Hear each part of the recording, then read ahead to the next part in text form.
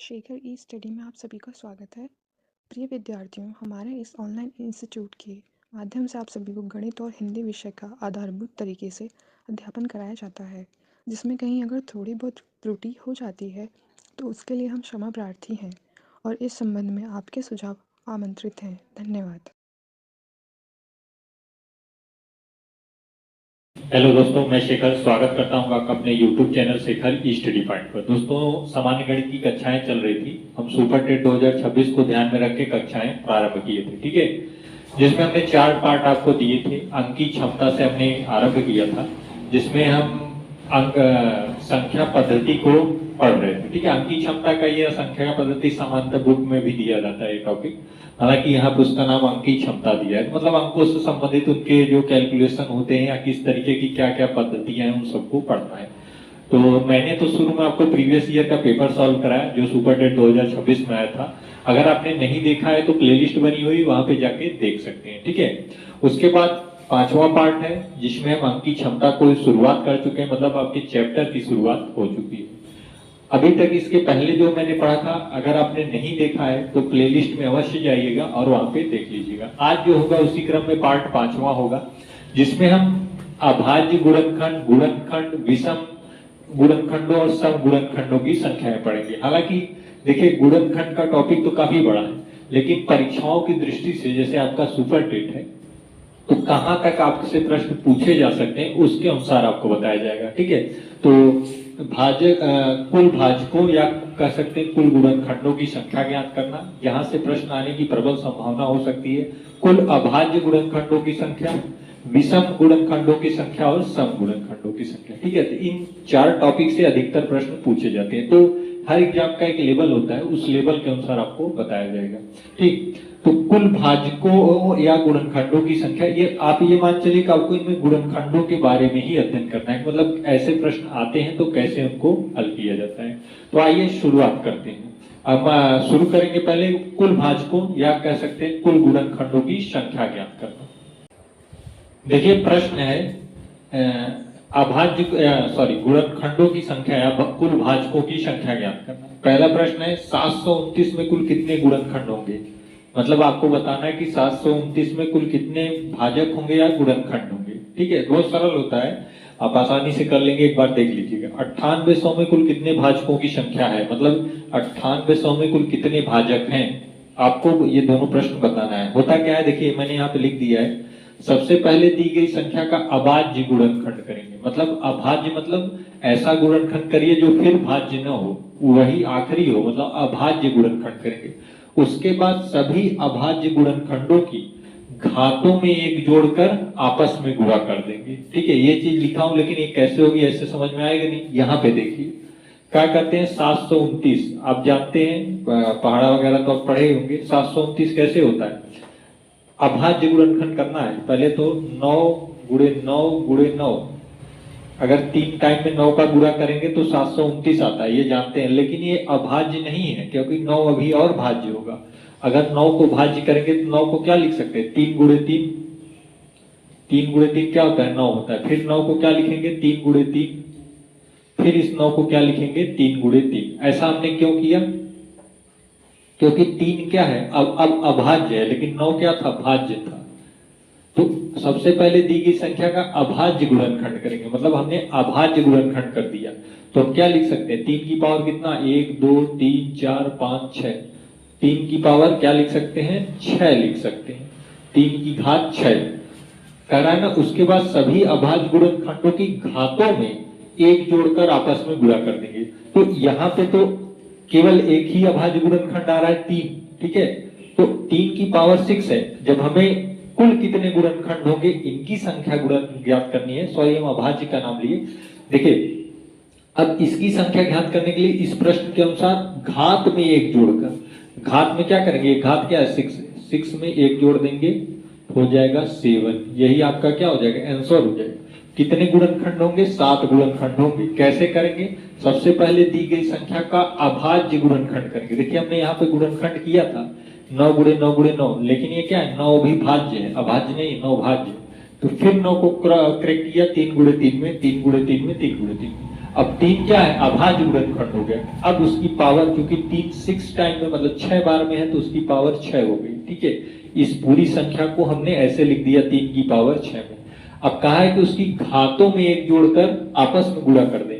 तो आपस में गुणा तब करेंगे जब 3 के अलावा कुछ और होता, जैसे मान लीजिए 3 के बाद होता 5 की पावर 2।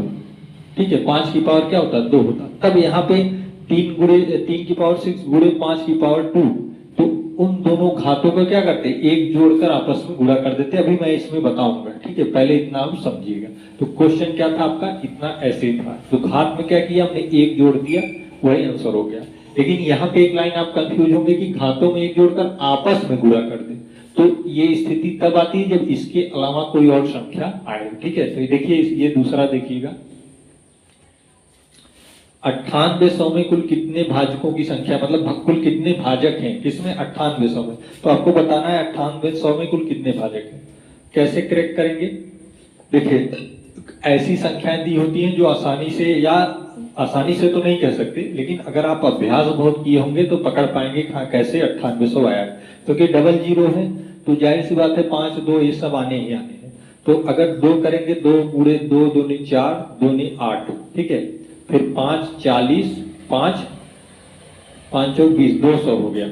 अब देखिए, अब इसमें 7 का गुणा करेंगे, 7 गुणे 7, 200 में अगर 49 का गुणा, देखिए यहां तक आप 200 आए, तो 98 आपको प्राप्त करना है। तो 7 गुणे 7, अगर 49 में 2 का गुणा करते हैं तो 98 आता है। तो 7 गुणे 7 कर देंगे, 98 आ गया। अच्छा, हमने ऐसी संख्या क्यों कैसे प्राप्त कर ली, हमको देखिए यहाँ पे दिखा है अभाज्य गुणनखंड, मतलब ये संख्याएं अब भाज्य नहीं है, ये अभाज्य हो गई। ठीक है, अब इनको और भाज्य नहीं किया जा सकता, इसलिए ये लिया गया। तो इसे लिखेंगे 2 की पावर 3 गुणे 5 की पावर 2 गुणे 7 की पावर 2। अब यहाँ देखिए 3 संख्याएं आई हैं, 2 5 7, यहाँ क्या था, केवल 3 था।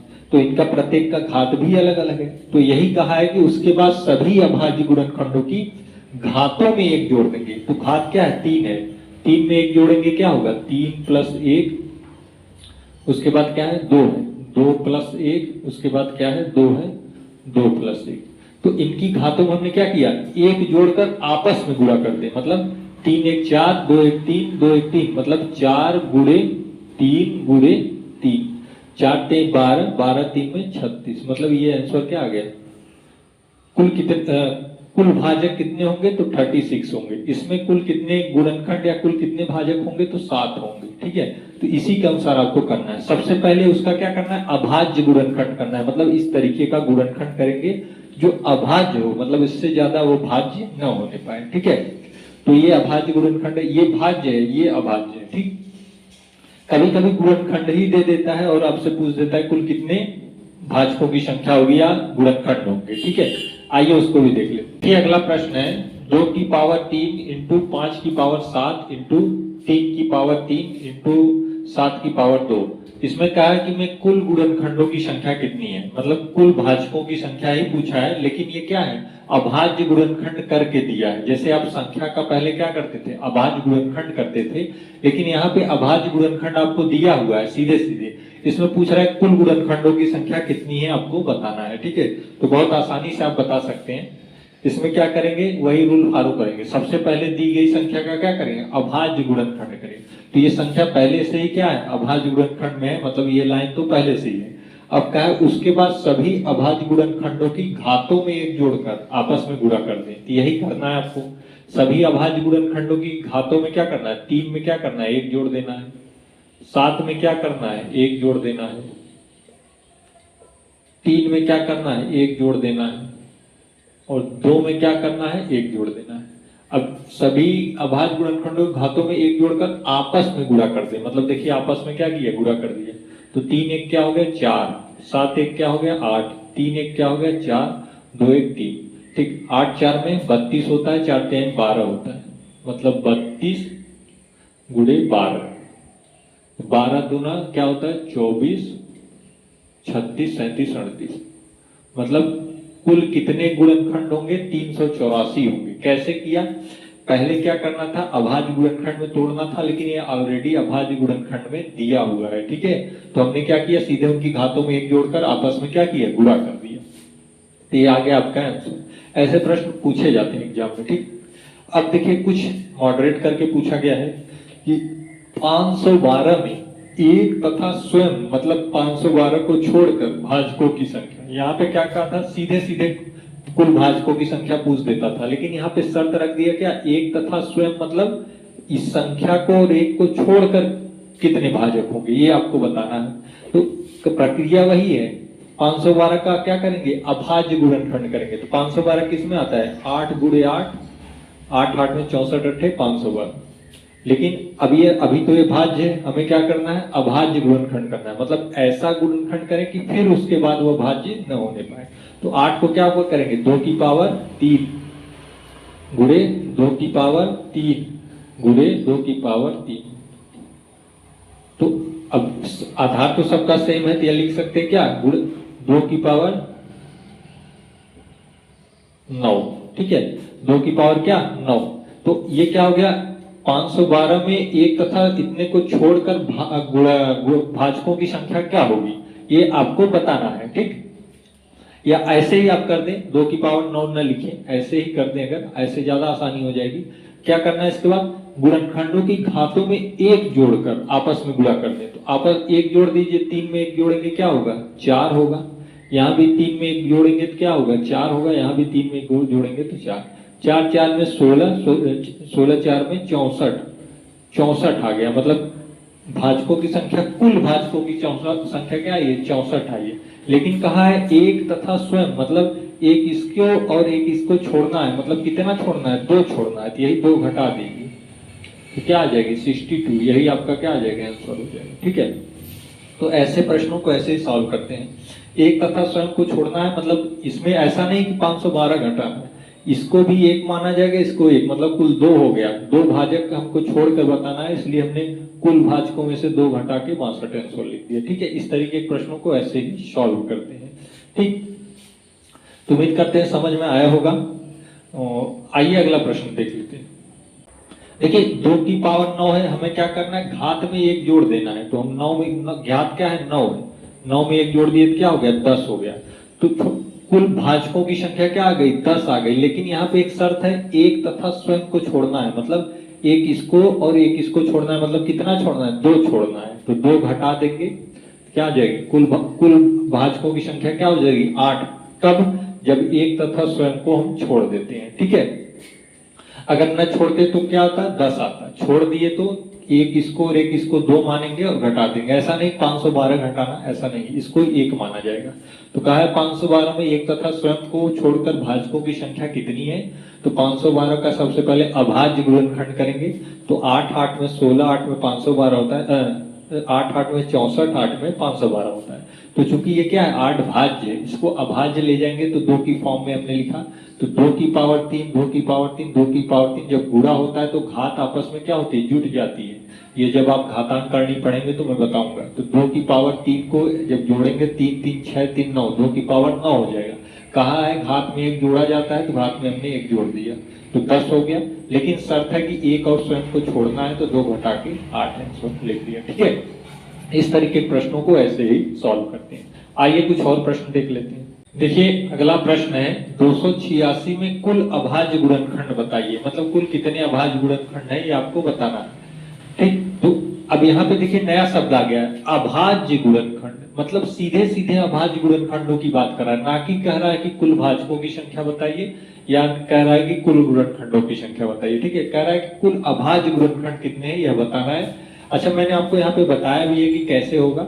जब कुल अभाज्य गुणनखंडों की संख्या ज्ञात करना हो तो क्या करते हैं, जितने भी अभाज्य गुणनखंड होंगे उनकी घातों को आपस में केवल जोड़ देंगे, ठीक है। अगर जब घातों को सीधे सीधे जोड़ के लिख देंगे वही आंसर होगा। ये आप जरूर लिखिएगा, जब कुल अभाज्य गुणनखंडों की संख्या ज्ञात करना हो तब क्या करते हैं, कुल अभाज्य गुणनखंडों की घातों को आपस में जोड़ देते हैं, वही आंसर होता है। जैसे 286, 286 क्या है, गुणनखंड करेंगे क्या आएगा, अभाज्य करना है, 2 गुणे 11, 11 2 22, 22 गुणे 13, 13 2 में 26, 13 2 में 26, 27 28, ये आएगा अभाज्य गुणनखंड, ठीक है। अब इसकी तो कोई घात है नहीं, तो अगर जब जहां पे घात नहीं होती वहां पे एक माना जाता है। मतलब 2 की पावर 1, 11 की पावर 1 और 13 की पावर 1, ये माना जाएगा। जब 2 की पावर 1 करेंगे तो उसका मतलब 2 ही होता है, 11 की पावर 1 करेंगे तो उसका मतलब 11 ही होगा, 13 की पावर 1 करेंगे तो मतलब 13 ही होगा। कह रहा है कि अभाज्य गुणन के घातों को आपस में जोड़ दीजिए, मतलब घातों को क्या करेंगे, जोड़ देंगे। तो क्या होगा, कुल अभाज्य गुणनखंडों की संख्या कितनी होगी, 3 होगी। देखिए एक ये है, एक ये है, एक ये है, 3 है, तो 3 आपका आंसर से भी आ गया। अगर ऐसा प्रश्न देखिए अभाज्य गुणनखंड ही दिया होता तो और आसान है। 3 की पावर 4 गुणे 7 की पावर 3 गुणे 5 की पावर 4 में कुल अभाज्य गुणनखंडों की संख्या कितनी है, तो क्या करेंगे, अभाज्य गुणनखंडों की घातों को आपस में जोड़ देंगे, मतलब 4, 3 और 4, 4 4 8 9 10 11, मतलब कुल अभाज्य गुणनखंडों की संख्या क्या होगी, 11 होगी। केवल इतना करना है, ध्यान देना है कि संख्या को अभाज्य गुणनखंडों में तोड़ोगे। अभाज्य गुणनखंड मतलब होता है कि उसके बाद वह भाज्य न होने पाए, आखिरी हो। जैसे 3 7 5, अब ये भाज्य नहीं होंगे, ये आखिरी, ठीक है, इसलिए इनके घातों को जोड़कर अभाज्य गुणनखंड बता देते हैं। देखिए ये आपको पहचानने के लिए बताया जा रहा है कि कुल गुणनखंड क्या होता है, कुल भाजकों की संख्या कैसे ज्ञात करते हैं, और कुल अभाज्य गुणनखंड कैसे ज्ञात करते हैं। आपको इन सब चीजों से परिचय कराया जा रहा है। जब आपको अभ्यास कराया जाएगा तो और विभिन्न प्रकार के प्रश्न बताए जाएंगे, ताकि आप जानते रहें कि क्या करना है, कैसे करना है, ठीक है। तो ये एक अलग था, क्या था, अभाज्य गुणनखंडों की संख्या ज्ञात करना। इसके पहले जो आपने पढ़ा कुल गुणनखंडों की संख्या ज्ञात करना या कुल भाजकों की संख्या ज्ञात करना, ठीक है। तो आज का पार्ट यहीं पे बंद करते हैं, मिलते हैं अगले पार्ट में। ये गुणनखंड का टॉपिक थोड़ा लंबा है, तो और सारे प्रश्नों के साथ आपसे कल हम रूबरू होंगे, ठीक है। तो आज के वीडियो फिलहाल इतना ही।